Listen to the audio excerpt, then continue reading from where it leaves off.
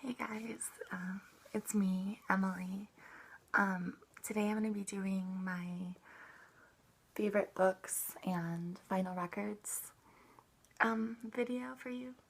I've actually recorded it 3 other times, and each time little things just kept going wrong. Like the first one it cut out, and the last one I did, you could hear like a humming of my computer or the AC or something, and then the second one got deleted. Just little things keep going wrong, so fingers crossed that this one will work today. I'm actually going to be trying to do it from a different perspective so that you can see the books as I show them to you and read them, and I won't have to constantly be going like, look here. So yeah, let's do it.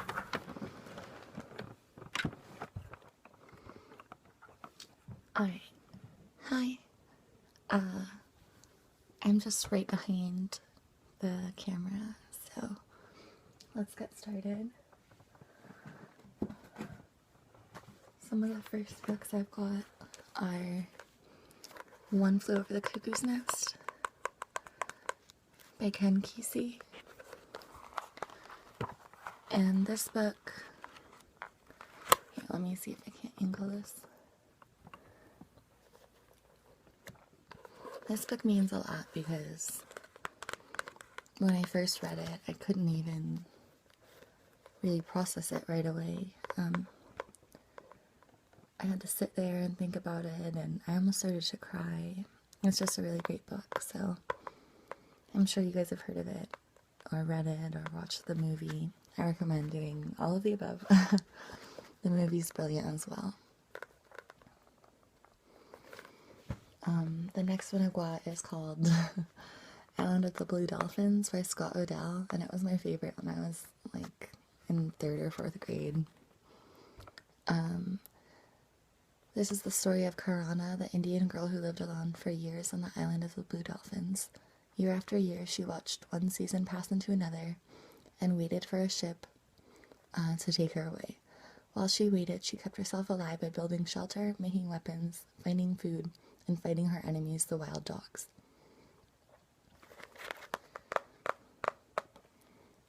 And that was just a really sweet kind of story. Next I've got The Bell Jar, which is another pretty popular one. It's by Sylvia Plath. It says, The Bell Jar is a novel about the events of Sylvia Plath's 20th year, about how she tried to die, about how they stuck her together with glue. It's a fine novel, as bitter and remorseless as her last poems, the kind of book Salinger's Franny might have written about herself 10 years later, if she had spent those 10 years in hell. And yeah, it's just a pretty powerful book, you know, not super uncommon, but I like it. The next one I bought is actually an essay.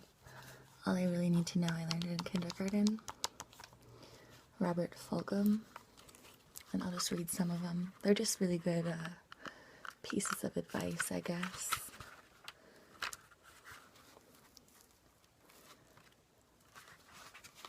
Put things back where you found them. Clean up your own mess. Don't take things that aren't yours. Say you're sorry when you hurt somebody. Wash your hands before you eat. Flush. Warm cookies and cold milk are good for you. Live a balanced life. Learn some, think some, and draw and paint and sing and dance and play and work every day. Some.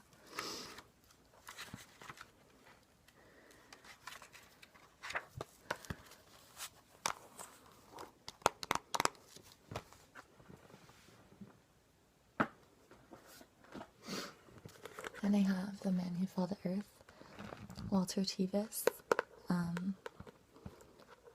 There's also a movie about it with David Bowie that's really good.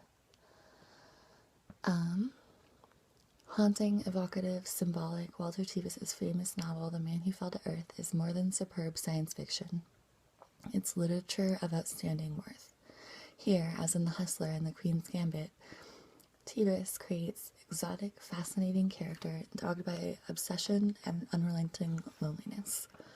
The story of T.J. Newton, an extraterrestrial who comes to Earth on a desperate mission, is the tale of any outsider who finds himself in a strange land. Powerful writing filled with irony and black humor, The Man Who Fell to Earth, now a classic, tells a devastating truth.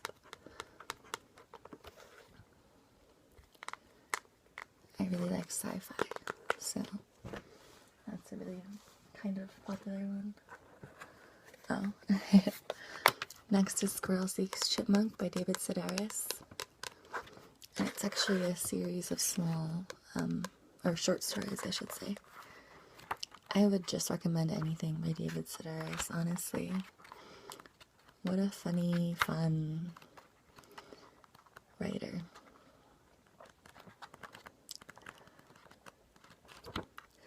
This one was a gift from my cousin, actually.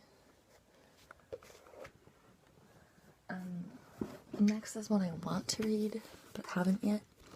Men Are from Mars, Women Are from Venus. A Practical Guide for Improving Communication and Getting What You Want in Relationships by John Gray, PhD.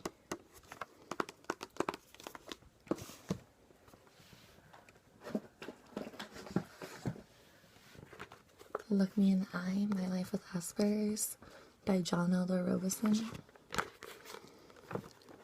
Ever since he was young, John Robison longed to connect with other people, but by the time he was a teenager, his odd habits, an inclination to blurt out non sequiturs, avoid eye contact, dismantle radios, and dig 5-foot holes, had earned him the label social deviant.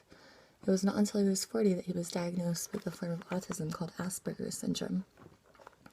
That understanding transformed the way he saw himself and the world. A born storyteller, Robison has written a moving, darkly funny memoir about a life that has taken him from developing exploding guitars for Kiss to building a family of his own. It's a strange, sly, indelible account, sometimes alien, yet always deeply human. I think this book is great. It helps you understand people from people with a different perspective on life, I guess. It sort of helps you get outside of yourself and realize, things aren't bad. People don't mean things. I don't know. I think we have a tendency to make assumptions about people, and this sort of slaps that right out of you in a good way. Oh, I love this one. The Wind That Blows Is All That Anybody Knows by Henry David Thoreau. I'm going to actually skip to the middle, which is my favorite part. Yeah. The most I can do for my friend is simply to be his friend. To be awake is to be alive.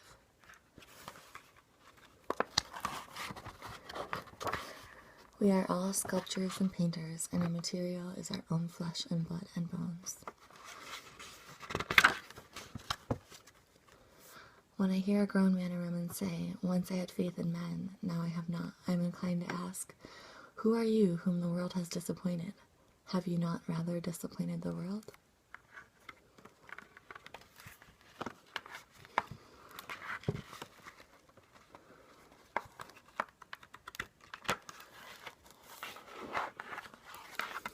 It's just sort of poetry and things that make you think.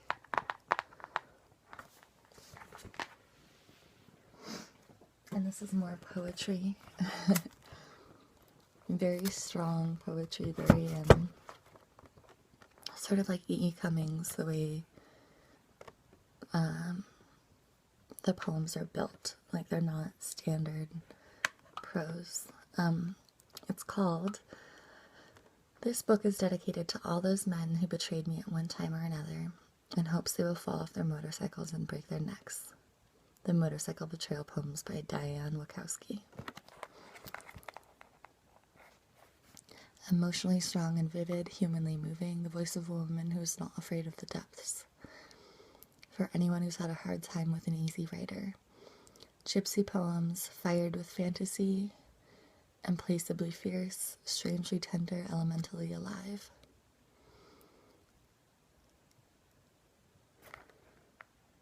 She digs her teeth into the slaveries of women with such energy that the chains begin to melt off themselves.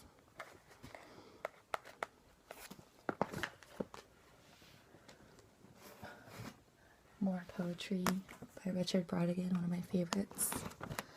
This is Revenge of the Lawn, the Abortion, and So the Wind Won't Blow It All Away. And these are short stories, but the first one, Revenge of the Lawn, is poetry.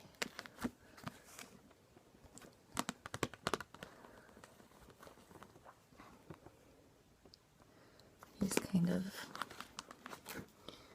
a genius, this author. I recommend anything by Richard Brautigan. More poetry. And this is what actually got me into poetry. It's just, modern literary college editions, selected poetry of Lord Byron. But what a witty, sarcastic man. Oh my gosh. Let me see if I can't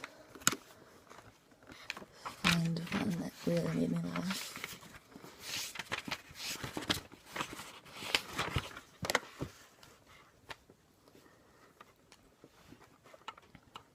Alright, 208.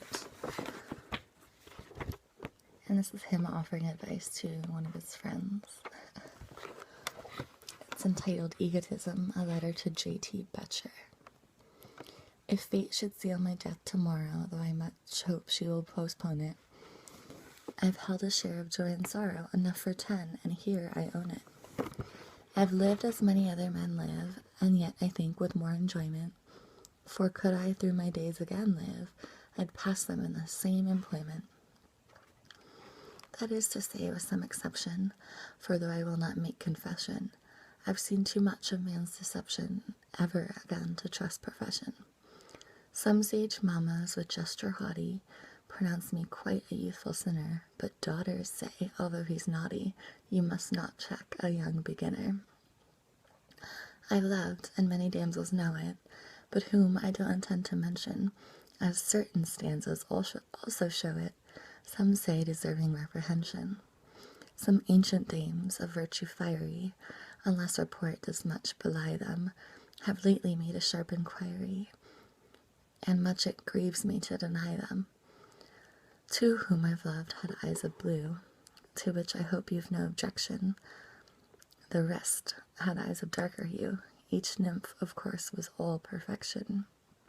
But here I'll close my chaste description, nor say the deeds of animosity, for silence is the best prescription to physic idle curiosity.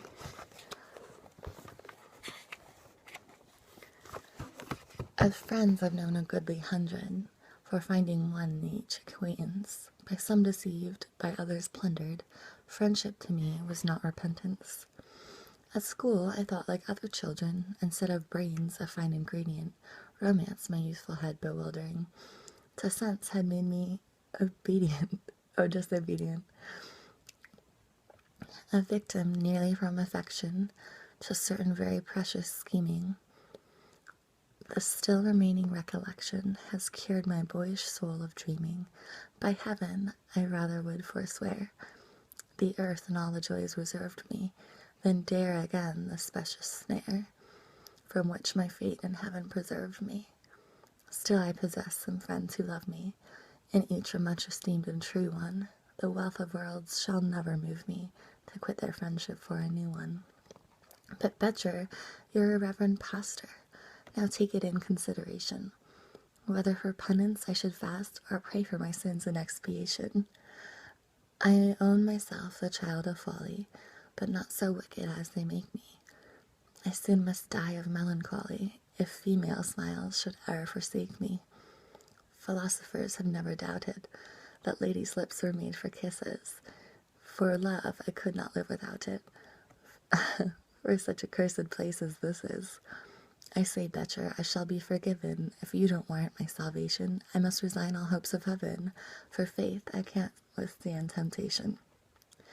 P.S. These were written between 1 and 2 after midnight. I have not corrected or revised. Yours, Byron. First published 1898.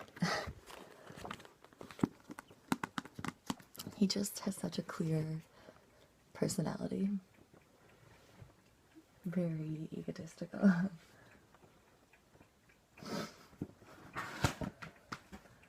Next, the Necronomicon. Best Weird Tales of H.P. Lovecraft.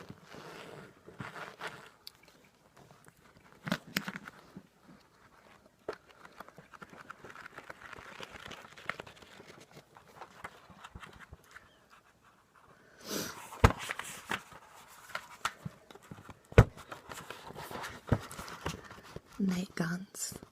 Out of what crypt they crawl, I cannot tell, but every night I see their rubbery things, black-horned and slender with membranous wings. They come in legions on the north wind's swell, with obscene clutch that titillates and stings, snatching me off on monstrous voyagings to grey worlds hidden deep in nightmare's well. Over the jagged peaks of Thok they sweep, heedless of all cries I try to make, and down the nether pits to that foul lake, where the puffed shoggoths splash in doubtful sleep. But ho, if only they would make some sound, or wear a face where faces should be found. And you can see his little illustration. Faceless.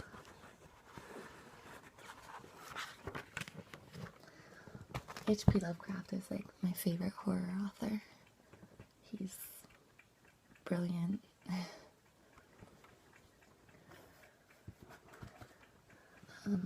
The Sin Eater and Other Stories, Elizabeth Frankie Rollins. It's just a series of great short stories.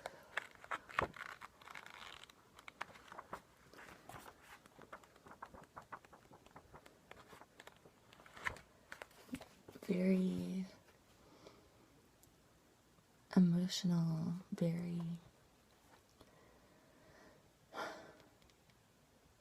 well, it's like there's clues in the writing that go on, and then you realize what's happening later on. I don't know if that makes sense. Next, we've got Outliers by Malcolm Gladwell, the story of success. And this is just sort of fascinating. He, I don't know, points out things that you wouldn't have thought would be, I don't know, something that affects success, like the month in which you're born, or the color of hair, or, your heredity, and just, if you like learning things, if you like science, if you like psychology, I super recommend this book.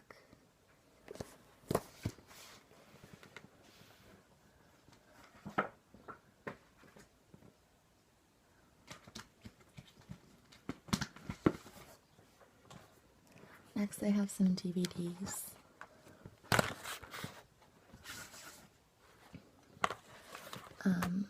Ponyo, Labyrinth, and My Neighbor Totoro.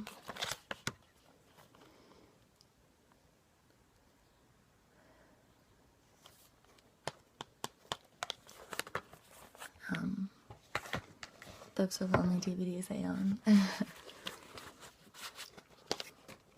I think they're a good descriptor of me.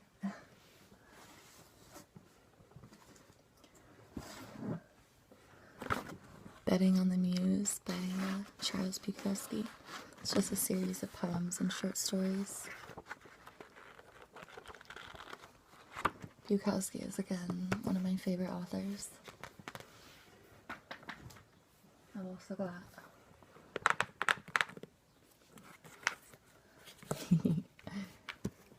Return of the King, Two Towers, Hobbit, Fellowship of the Ring, J.R.R. Tolkien. If you're nerdy and like Fellowship of the Ring, any of those movies, you should read these.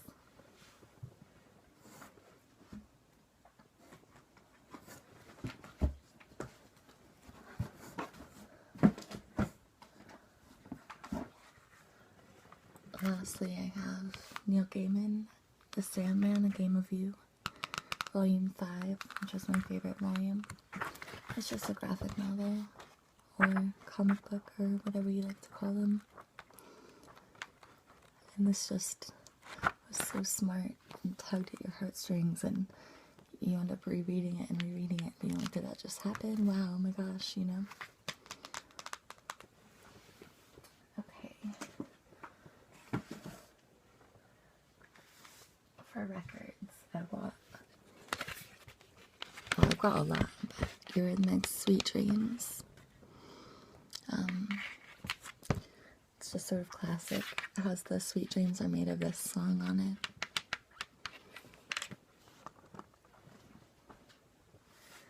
And next, Pink Floyd The Wall.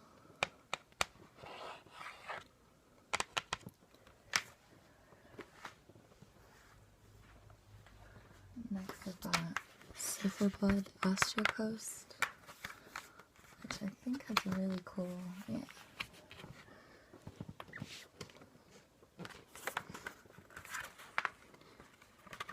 I think Slow Jabroni is my favorite on this record.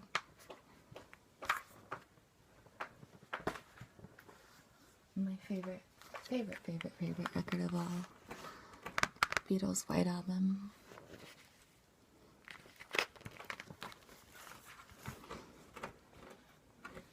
I grew up with the Beatles, so that's important to me.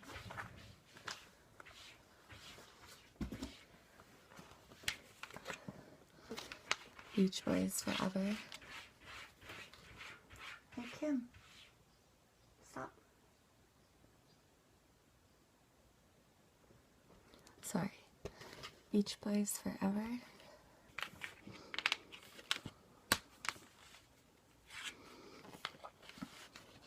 Just great songs on them. I really like Little Deuce Coupe.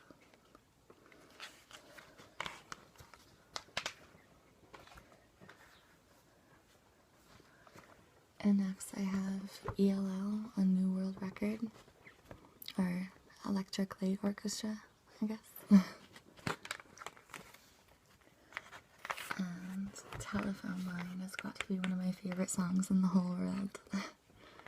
I think I might put it on and take a nap after this video, actually.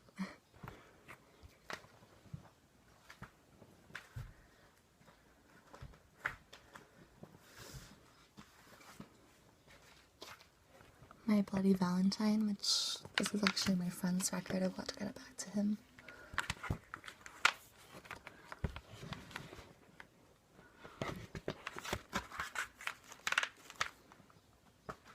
He's cool though, he wouldn't mind.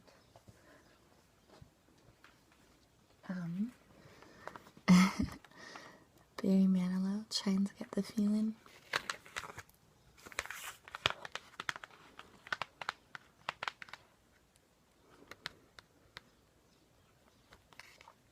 I think this is just funny.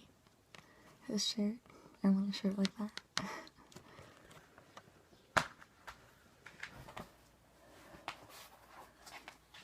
And the next I actually could not believe I found. I got them in my favorite thrift shop, which is actually in a trailer called Needle Things. And it's Peter. Oops, they're out of order. Peter, Paul, and Mary.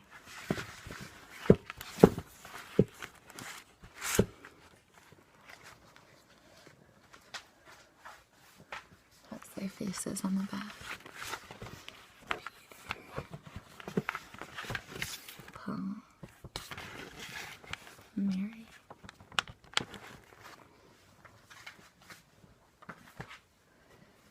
Okay, guys. I hope you enjoyed my book video. I'm trying to say hi, but I can't really lean that far. Bye, guys. Love you. Good night.